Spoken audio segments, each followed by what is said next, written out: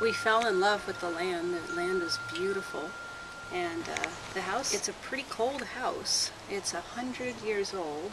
It's not insulated, so the winters got pretty cold. And we had moved here from Alaska, so it was like, I don't know how much below zero. Yeah, we showed up here in the middle of December from about 20 below. It was maybe 45 degrees here in Coos Bay. And the two of us are sitting on the wood stove. Just about a foot from the wood stove, sitting there going...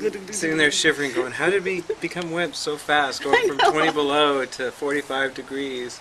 And that's it. And so after a while, we thought we would renovate this house, but found out that it would be basically tearing it down and building a new one. So we decided we would build a new one and build one that was nice and tight.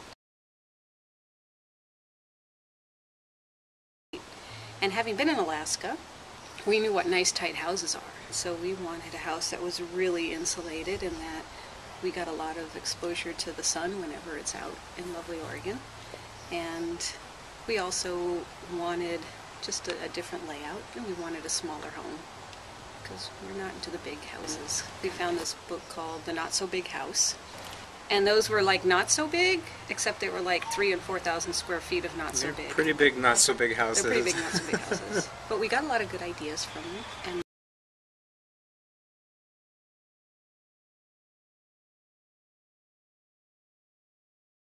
it does a little bit. It's mostly offset with the cheaper utility costs. This particular house has a staggered stud framing system, so it's still framed out with 2x4s, but they're separated apart, so there aren't any spots where you can just have the heat come right in across a piece of wood. So it's very, very energy efficient. You pay a little bit more for the framing, you pay a little bit more for the insulation. well, we have the heat recovery ventilation system, the HRV. Our house in Alaska had the same system, so you need fresh air in your house. If they're sealed up really tight, you want to have some, nice clean air coming in, take your dirty air. It's got your cooking fumes or any fumes from paints or whatever you've been doing in the house.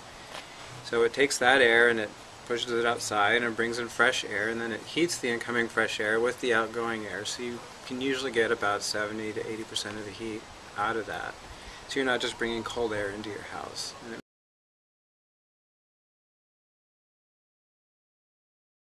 We had set aside a fairly good-sized room for all our mechanical stuff, water heating, put in all the tubes and wiring and stuff for solar electric, if we ever decide to do that in the future.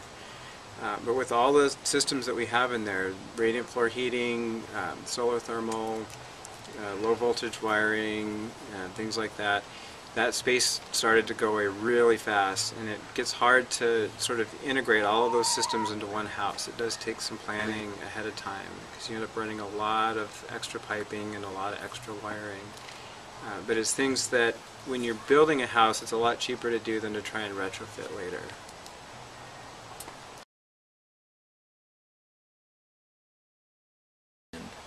All the windows face south. South, south, south, south. Sun, sun. Ah. Face south and have a lot of sun that comes in the windows. And very, very few that faces north. I wanted sun. Sun, and that's what I think. So I guess my recommendation is a tight house and face your windows south. I guess that's the... Even before they started putting on the sheetrock, this house was nice and warm. It was very livable. So you could come in and you could sit down and have a cup of coffee, do whatever, and just be comfortable. And maybe only 35 degrees outside, and there's no heat in the house, but we're comfortable, and that, it's a really good sign that you're doing something right.